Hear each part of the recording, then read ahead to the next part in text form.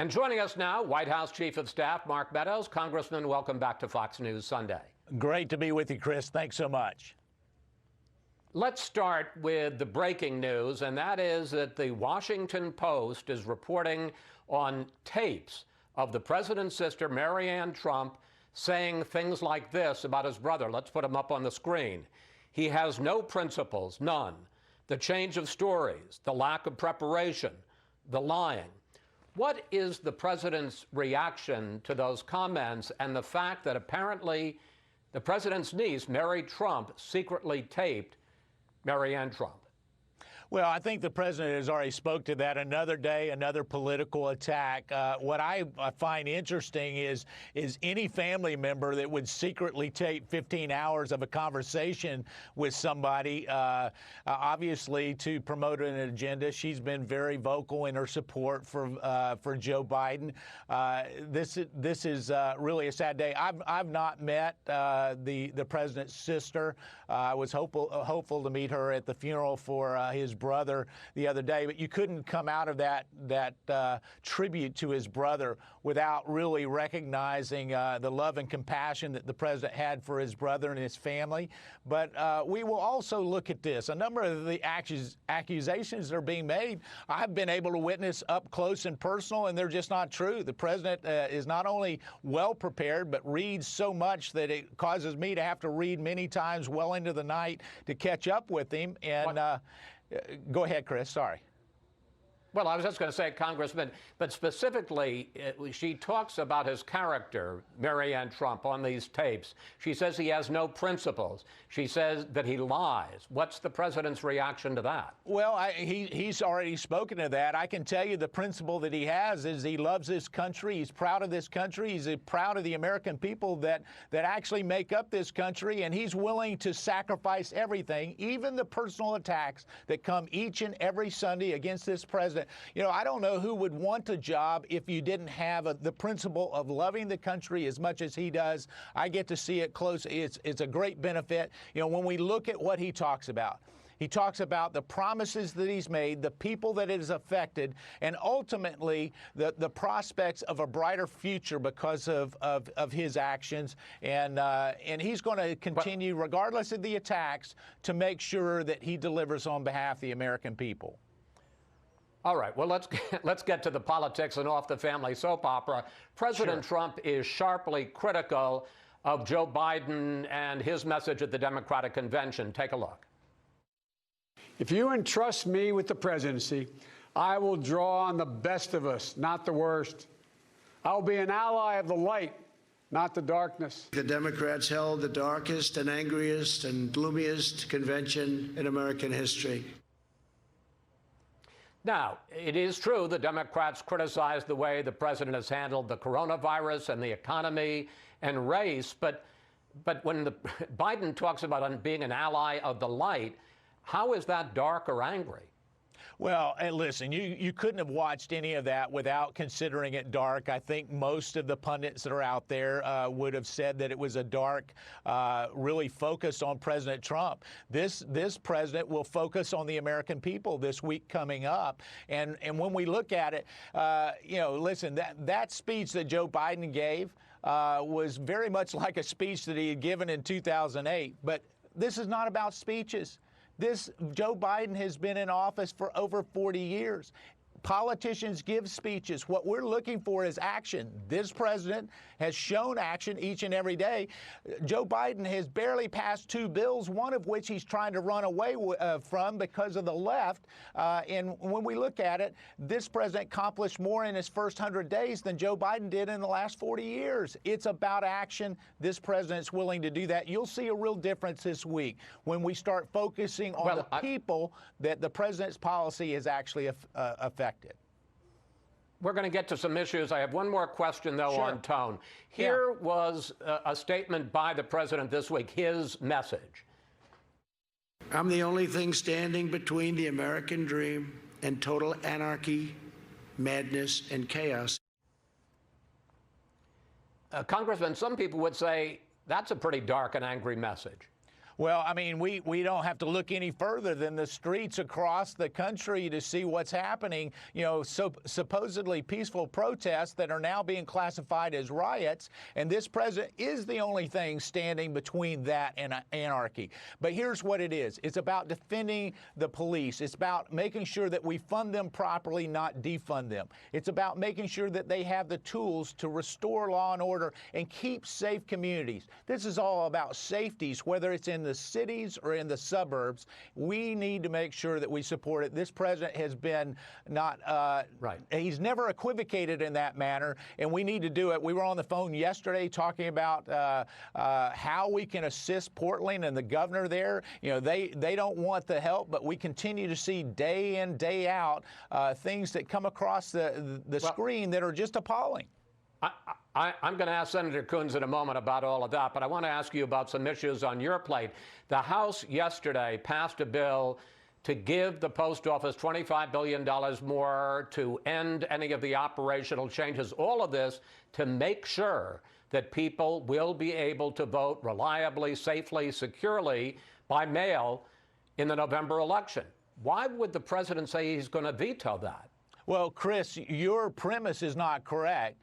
The $25 billion, largely messaging bill, because it's going absolutely nowhere, has nothing to do with voting. It has everything to do with a political statement. Here's how I know. Because in the privacy of the negotiating room, I offered $10 billion plus reforms for the Postal Service that actually they've been asking for a long time, to Speaker Pelosi and Chuck Schumer. And when we offered that, there was another thing that came along with that. The Postmaster General said he was willing to pay whatever overtime was needed to make sure that we deliver the mail on time, first-class mail, which includes mail-in ballots. So it was not an issue 3 weeks ago. Here's what we do know is the Speaker said she wasn't willing to do anything piecemeal, and yet we have a piecemeal piece of legislation on a Saturday. Why didn't she come in and do enhanced unemployment? Why didn't she do support for small businesses? Why didn't she come in and do money for education and daycare? I mean, if we're going to be serious about this, let's get serious about it. And hopefully what will happen is the Republican senators will take this bill when it comes across, they'll amend it and actually address many of the things that are hurting America right now in terms of this pandemic response and be able to get it to the president's desk. I want to ask you one more question about voting, but not mail-in voting. Sean Hannity asked the president this week about whether the Republicans are going to put out poll watchers to make sure that in-person voting will be safe and secure. And here was the president's answer. We're going to have everything. We're going to have sheriffs, and we're going to have law enforcement, and we're going to have, hopefully, U.S. attorneys, and we're going to have everybody and attorney generals. Why is the president talking about law enforcement at the polls, which, you know, from our history, is an old tactic that has been used, especially in the South, as a form of voter suppression, especially against minorities? Yeah, I think what we have is we need to make sure that our polls are safe, and we need to make sure that the polling places continue to be there. I think what the president was really addressing is to make sure that if you want to show up and vote in person, we're going to make sure that that is safe. Whether you're voting for him or you're voting for Joe Biden or you're voting for some other candidate, but do you need sheriffs to do that? But as we look at that, sometimes in this new COVID response, what we're finding is because of social distancing, we see a lot more aggressive behavior than I've ever seen in a grocery store. And so to the extent that we're going to deploy thousands of sheriffs, no, we're not going to do that. To the extent that we're going to make sure it's safe, and if the judges at those polling places need any kind of security, we're going to make sure they have the resources to do that. The president tweeted this yesterday. I want to put it up on the screen. The deep state, or whoever at FDA, is making it very difficult for drug companies to get people in order to test the vaccines and therapeutics. But you know, the president is holding a press conference this evening with the head of the FDA to announce, we've been told, a major breakthrough on therapeutics. So why is he tweeting out that some people at the FDA, the deep state at the FDA is trying to hurt him and delay any kind of scientific progress till after the election.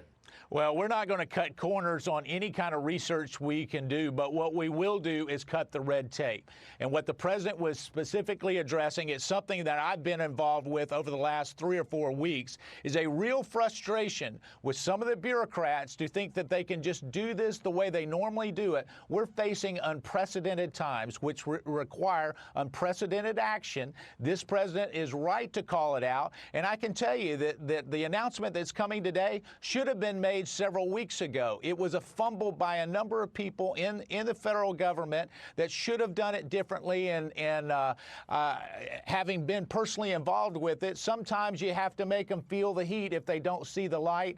I applaud the president for putting out the tweet, and I can tell you it's not just on the announcement that's coming today. There are other actions that need to be taken to make sure that we get the protections for the American people quickly, safely, and securely, and we will do that, but it's only with the unrelenting pressure of the president to make sure that that gets done.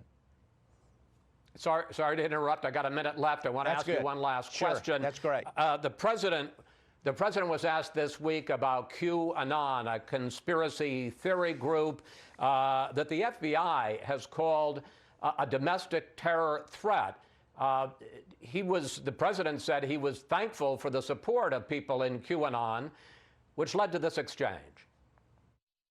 Is this belief that you are secretly saving the world from this satanic cult of pedophiles and cannibals. Does that sound like something you are behind? Well, I haven't heard that, but is that supposed to be a bad thing or a good thing?